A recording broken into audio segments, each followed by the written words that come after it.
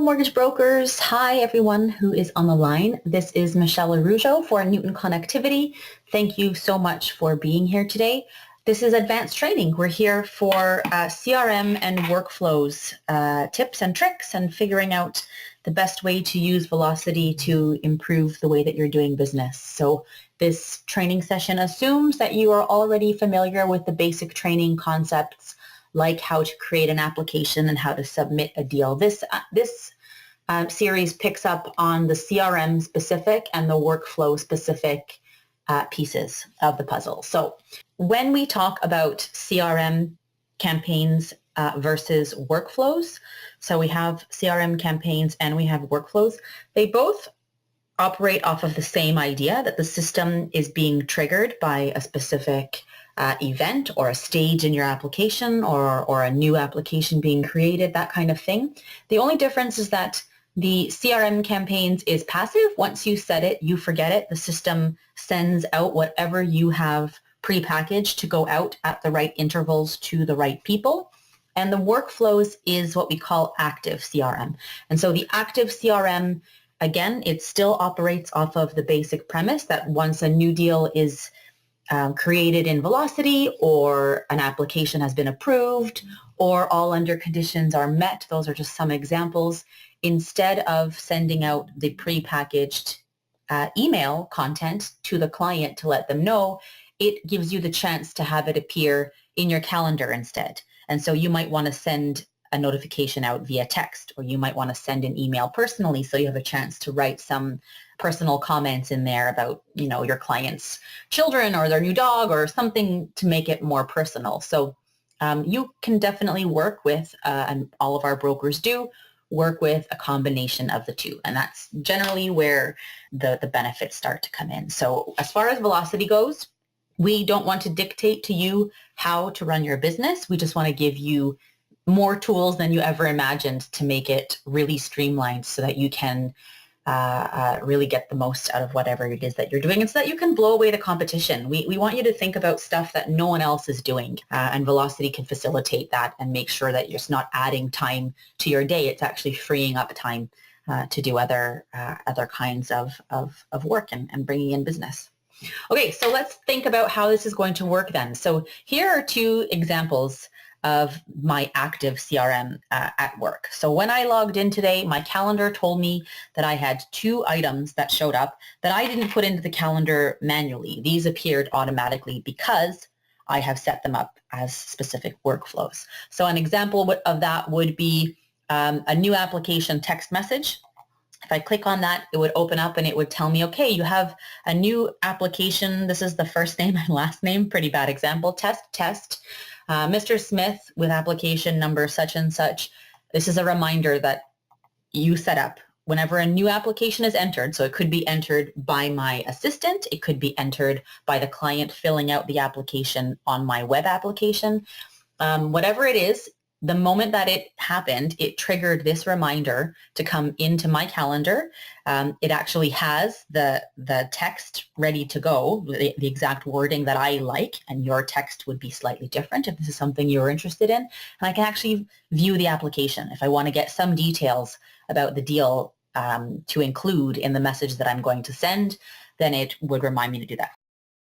So another example would be a submission email, and it just lets clients know your application has been submitted or your application has been approved or all, and it could be anything you want, really. Like, your imagination is the only limit to what these kinds of reminders could do. And again, you can see the deal. You would have a phone number if the client application had a phone number, and when you click on, so you already prepackaged the text or whatever it is that you want it to say, and when you click send email, it opens it up in your email editor where now you can say, you know, hey, I saw your cute new puppy on Instagram. I don't know. It could say anything personal that you want to put in here on top of the prepackaged wording. It's got your email signature. It looks like it's coming from the exact same place that you always send your email from. And then you would be able to change who it's coming from. So I would change this to say this is coming from me and the email that it's going to go to. So you would find your customer's name in there and you would send. So that's an example of the active email. So I've seen people use this to send out email reminders to let people know that their application has been submitted, to send, to make a phone call reminder with the script written right in there for my assistant to call and say, hey, just following up on your lender conditions, or that your solicitor has been instructed, or it could be any number of things. So these appear in your calendar so you know what's happening today, but they also appear in a checklist format. So they would actually be in here, and it would say, new application email. Did you do it? Yes, I did it. It comes off of my list, or sending a text message, or following up on a pre-approval expiry. So it shows up in your calendar so you know how much is happening today, but it also shows up in a really handy checklist where you can cross things off if you are so satisfied to do it that way. And it's totally up to you. You don't have to use it this way, but this is one of the many ways that we've given you to stay on top of what's happening. So how do you set up your workflows? So remember, these are your active CRM functions. You go into the workflow section, clearly. You check and see if there's a workflow that we provided for you as a default that comes close to what you're looking for. And if not, you just create one from scratch. So for example, if you want an instruct solicitor workflow, or you want to let someone know that an appraisal has been ordered, or that an appraisal is being ordered, conditions have been met, first payment is coming up. So you can use one of these formatted workflows if you like. It gives you a good idea of how they work. You can just click on edit, and then you can change it to customize. So if it was the appraisal ordered text message, you don't want to do it as a text message, you want to send it as an email, then feel free to change them around, change the names. This is the key piece right here. What is the trigger that's going to result in this showing up in your list of things to do? Is it that the conditions are met? Is it that the appraisal has been ordered? Is it your birthday? Is your maturity date coming up? So you can use any of these triggers. You can also decide if it's going to go for every kind of mortgage, or only for your switches, or only for your transfers. Is it going to apply to all deals, or only for your pre-approvals? Maybe you have something that happens specifically when it's a real deal. So this only happens when it's my real deals, my approvals. Doesn't matter what the purpose of the loan is. As soon as an appraisal is ordered, 1 day later, I send an email out that says, we're expecting to hear back. Probably I want to change this to be the same day, so I would just change the timing on that, and I would make sure to activate it. So that's kind of how our workflows work. You create them from scratch, or you take one that's already in there. You can duplicate it if you don't want to overwrite it, make any changes that you want to make. Is the reminder going to show up in my own calendar? I'm the broker on the file, or do I want it to show up in my assistant's calendar, or do I want it to show up for both of us? Or do I want it to go to somebody totally different? So when I have the appraisal order reminder, I get someone specifically at my office who only does appraisal ordering, and I have that person contact the client and set up a good day, or something along those lines. So you can decide who gets the reminder: broker and associate, broker only, associate only, or somebody completely different. Okay, so that's our workflows. That's how your active CRM functionality works. It happens here in workflows. Make sure that you click active once you've got it looking the way you want it to look, and then know that anything that triggers, that hits this trigger, will now appear in the appropriate person's calendar, and it'll also appear in their checklist on the correct date. Now the CRM campaigns are a little bit different because they don't need you to do anything once you have done the official setup. So once you have activated some campaigns, so I have no campaigns active. My campaigns are all basically in the same state as, I do have one. I have one campaign that has been activated. It's called the test campaign. But basically your campaigns, we've given you a bunch to work off of. And again, you can find one that is close to what it is that you want to work with. And then you can just duplicate it and make whatever changes you want to make to it. So that would definitely be my recommendation, is to make a duplicate. Go into, it'll always show up at the top now, go into the duplicated version and click edit. And here you can actually start making it your own.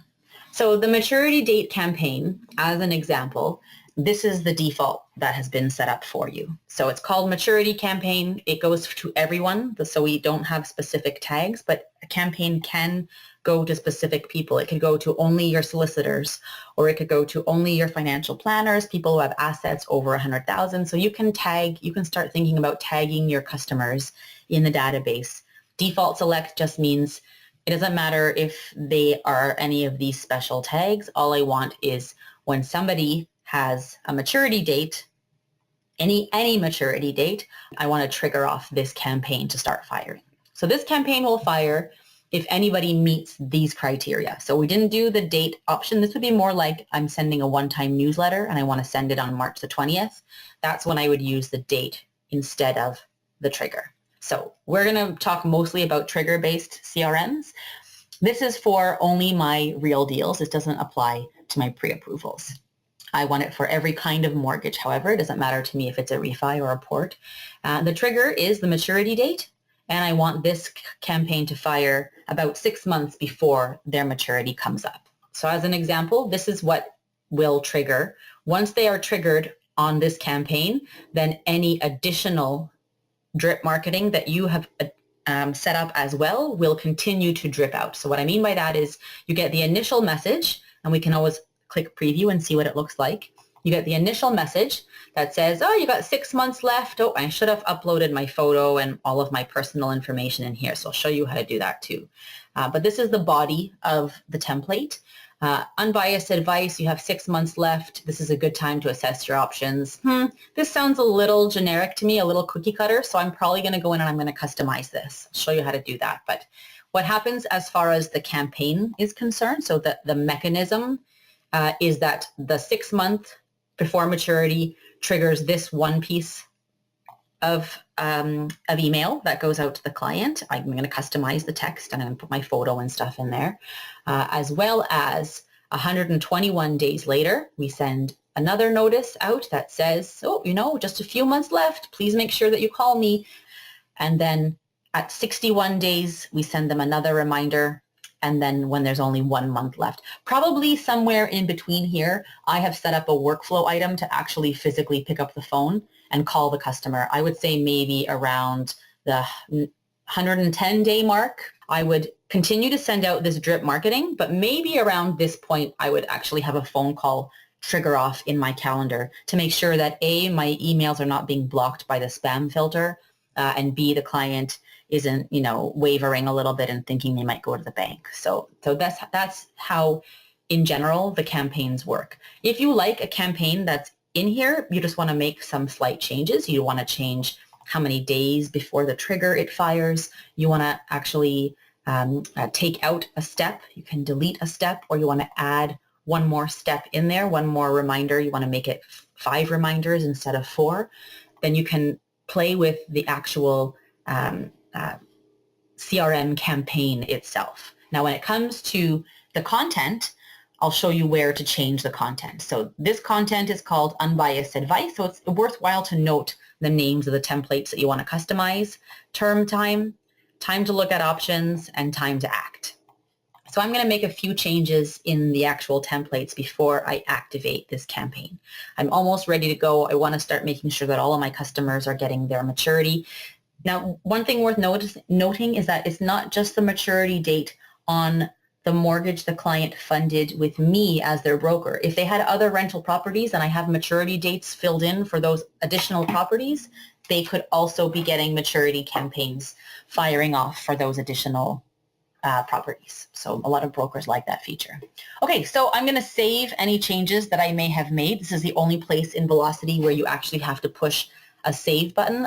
Everywhere else in Velocity, every single thing saves the minute that you put the keystroke in. But we didn't want you to accidentally start knocking things around on your campaigns while they're live and active. So in the CRM templates, that is where this content is coming from. So once you find a campaign and you've got it looking the way you want it to look, the actual content, remember I said this one was called unbiased advice. You go into your templates. They're all housed in here. The easiest way to find it is just to start typing a few letters of the name of the document. So unbiased advice, there it is. I just typed it in here, and now I'm going to click edit. Again, you can duplicate these if you don't want to mess with the original. I highly recommend making a duplicate before you make changes in case you want to go back and do it the old way. Okay, so this is the subject of the email. I might want to change this, your mortgage broker, and then this is the text. So I could completely replace this if I want to, or I could say, I want to put in the client's first name. I want to say, hey, John, or hey, Mary. So I can use this insert template icon right here, and it'll show me all the different options I have for things that I can insert to be fillable sections of the application. So for example, I would say recipient first name. Okay. So now it's always going to say, hey, Margaret, how are you? Or, please contact my assistant. And I put my assistant's name in there. I would probably put her phone numbers in there. I would say, please contact the office. And I would add in more templates in there. You can also replace the image if you don't like the graphics that we've given you. Some of our templates have these illustrated graphics. Others have actual photography-based headers. If you don't like it and you have your own graphic designer, that kind of thing that you're working with, then you click the image at the bottom, not the one at the top. This is simply a template, a thumbnail image for when you're looking at your list of templates. The one that you want to click is the one on the bottom. If you click on this and then locate the image that you actually want to use, maybe you have other logos and things like that that would work in here, then you can simply replace the image, and don't forget to click the Save button. Another thing you could do here is once you have got it looking the way that you want it to look, you can send yourself an email preview and decide where you want that email to be sent to so that you can see for yourself what the client would actually receive. So the last and the other pieces, remember there was drip marketing. There was a few extra ones in there. There was time to act and time's almost up, term time. You can go in and do the same thing for any of these. Go in and have a look. If you don't like the text, replace it, add in first name, last name, maturity date, anything that makes sense for your templates to look exactly the way you want to. Replace the image if you don't like the one that we've provided. Once you have all that, the only thing that I haven't mentioned is where the one that I showed you, you want your broker information to be appearing at the bottom here. So your photo, your contact information, your title, and your company address. This all pulls from your profile. So if you haven't had a chance to yet, we do have a help video on YouTube. If you haven't had a chance to yet, make sure that your profile has been completed already. So that is here under Me, Profile, and this is where I would upload my image, my company logo. If I have a personal logo or a banner, I can put them all in here, and then all the information for my clients to reach me. I'm going to put all my social media links in here, and then I'm going to pick my color scheme. So do you want your header and your footer images to have like the navy blue, the red, the black? The city view is the only one that's a bit different. If you pick the city view, any of the stock images that we provide would be replaced, like the birthday cake for happy birthday or the term time with the calendar would always be replaced with this city view instead. So that's just the only one that overrides any headers that have been set up in the template. So I would generally say pick one of the colors that matches your color scheme a bit better, and that would be a safe bet. So that's your profile in case you don't have it set up already. Once you have the templates looking exactly the way you want them to look, then the very, very last thing that you do is to find that campaign that we've been working on. This maturity one is the one here. Everything looks good. Now that I've made my edits to that template, I would just be able to verify that everything looks good. The very last thing that you do is you just go into the campaign and you click Actions and you activate it. So you just tick that little box to activate. And that's it. Once it's active, then you know that anyone that you have in your database who hits the 6-month mark is going to be pulled into this campaign, and you're good to go. The only thing to keep in mind is if you're new to Velocity, you might have clients in the database who are not going to hit the 6-month mark, and you don't want to miss them if they're at the 4-month mark or the 3-month mark. So it might be worthwhile in the beginning, until you know that everything is being done in Velocity, to possibly think about setting up a few other campaigns, maybe the maturity date campaign for people who are only 60 days out, so that you catch those people, because if they don't hit the first trigger, then they won't hit any of the additional triggers. One of my brokers who's using this to probably the fullest that I've seen anyone use it has the CRM campaigns activated. They have the new deals campaign, which tells people, thanks so much for trusting me with your application. We expect to have in front of a lender soon. Then they have a different campaign that fires off, which says, the submitted campaign. Hey, your application has been submitted to the lender. We expect to have an answer in 24 to 48 hours. And then if there's even one that says like 2 days later that says, we're just following up with your lender and we're going to give you a call. I don't know. It could say whatever it is that you want it to say. And then usually somewhere in between there, they would, instead of having automatically firing emails to say your application is approved or all lender conditions are met, those would probably be mixed in with the workflow items. So a workflow item would remind me to call the client and say, hey, your deal's approved. I'm going to send it to you via email and we can go through it together. Or it could be an email that fires off and says, I'm going to call you in a couple of hours to answer any questions, go through all the paperwork with you on your approval. So don't be restricted by the way that you've always done business. Think about, how can I blow my contacts away? How can I blow my referral sources away? If it makes sense that every time someone refers a deal to you, that you give them more sort of attention than anybody else in the industry might be. Like maybe you send them a thank you email using the automated campaign to say, hey, thanks for the deal. I'll keep you posted throughout. Then as soon as the deal is approved, you could send another note automatically again that says, hey, thanks so much. Your referred client has an approval now. And then maybe at the very end, you have a workflow item that says, send a personal thank you note and maybe like a Starbucks, I don't know, a Starbucks card or something along those lines to say, hey, that deal funded. Thanks so much. I hope you were happy with the business I provided to our mutual client or something like that. That just think a little bit outside of the box on how can I do something that the other mortgage brokers are not necessarily doing, and how do I make it personal to the way that I want to treat my customers. If you go to newton.ca and click on the contact link, my information is just down here under training. Well, thanks so much for joining. I appreciate you being here, and I hope that you're enjoying using Velocity. Have a great day, everyone.